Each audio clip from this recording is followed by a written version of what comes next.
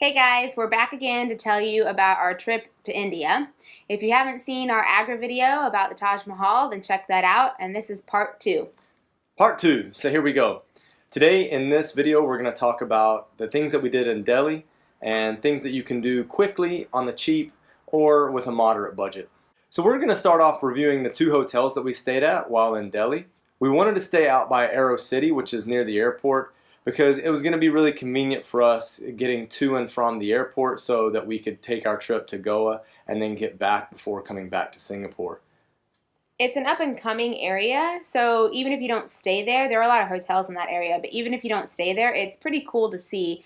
They're still building it up, but it's pretty modern and contemporary, so it just gives a different feel of what's going on in Delhi. Yeah, I imagine in the next few years it's going to be a really, really cool hub for people to check out. Now, one of the things you have to realize, if you stay in Aerocity, you're not going to get the most authentic experience. It's not very crowded, and I think for some people that could be a good thing. If you're looking for things that are familiar for, like, I don't know, to feel safer maybe, Aerocity is the place to be. But if you want an authentic experience, you need to stay somewhere a little closer to the city center. Aerocity is close to the airport, so that's convenient. So what we did is our hotel has a shuttle. So we just were able to get to Aerocity through the shuttle, which was nice. Yeah, we stayed at the Ibis Aerocity, or Ibis, depending on where you're from. Yeah. Since we lived in Spain and that was the first place that we found out about this chain, we started calling it Ibis, but it's actually probably Ibis in English, right? Named after the bird. Anyway, so we are Accor members, and the Ibis is one of the Accor chains. We stay at the Ibis hotels a lot. They're normally just very simple 3-star. They're always clean, but just don't have all the frills and amenities. However, this is the best one that we've ever stayed at. It was very unique. The service was great. The location was good as well, but just the little touches that they put on there in the lobby and the rooms and things like that, they were amazing. Yeah, one thing that you have to keep in mind with any of the hotels that you're staying at in the Aerocity area is that there is security checks, like pretty heavy security checks, but it's common practice, don't be alarmed, it's for your safety.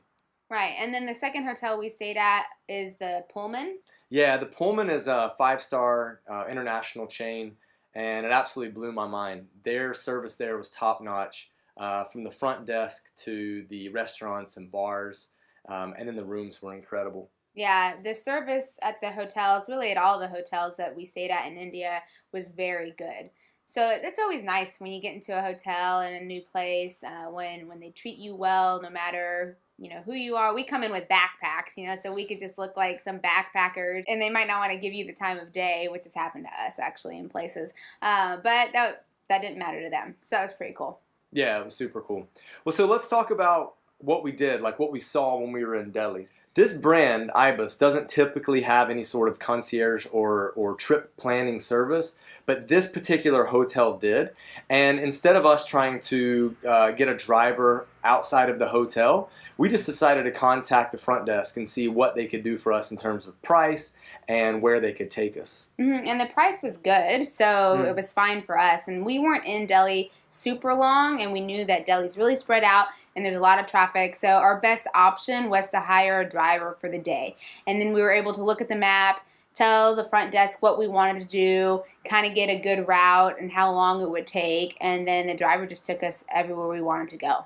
Yeah, and this driver, this is his job, is to take people on tours. So it's a little different than maybe hiring a tuk-tuk or maybe hiring a taxi driver off the street, because this guy, kind of knew how to navigate and like what places that people wanted to see and could give us some recommendations as well. And even point out things on the way, like if we weren't going to stop somewhere, just pointing it out so that we could see it, which we might have missed if we were just looking down or looking out the other direction. It costs us probably twice as much as it should have. However, the prices are really low anyways. We were comfortable paying for the whole day, having this driver the whole day, as opposed to trying to get a car for each section. So we went to Qutb Minar, which is a UNESCO World Heritage Site. So it's one of those really cool places that you should go to. It's got this huge pillar right in the middle, and then it's just really pretty to walk around to the different areas. One tip that we'd have for you is you pay your entrance fee, and then when you walk in, there's some lady who will come with like a booklet and tell you that if you want to take pictures, you have to pay. So just be like, we're not going to take pictures, and put your cameras away. And then normally, I mean, she was shocked that we didn't want to pay to take pictures, but we just said weren't going to take any pictures, and we walked away. And then when you get into the area, everyone's taking pictures, and you know that people weren't paying. So tip for there. It's a scam. Yep, there's no signs or anything that say that you have to pay for taking pictures. You pay your entrance, and that's it. So don't pay to take pictures.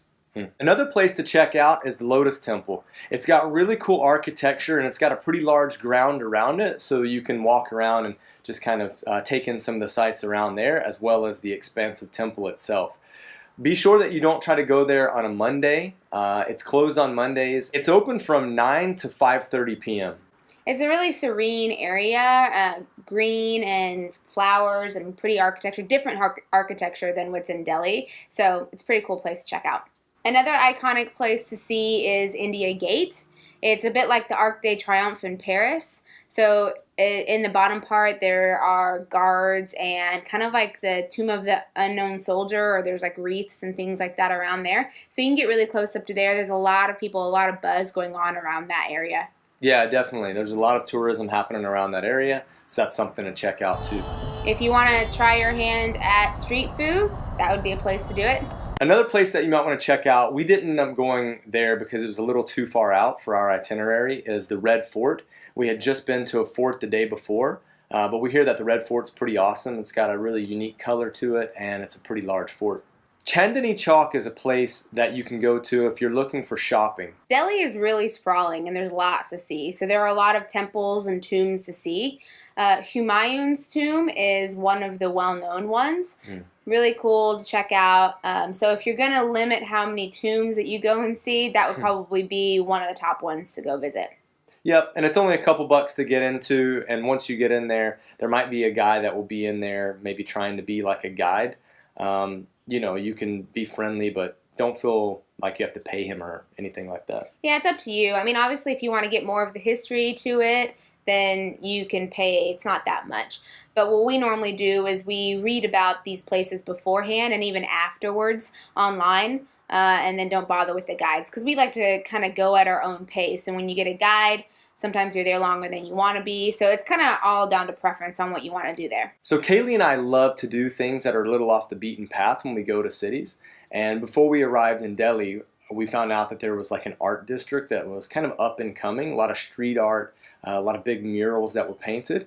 And we asked the driver to take us to this district, and it's called the Lodhi Art District.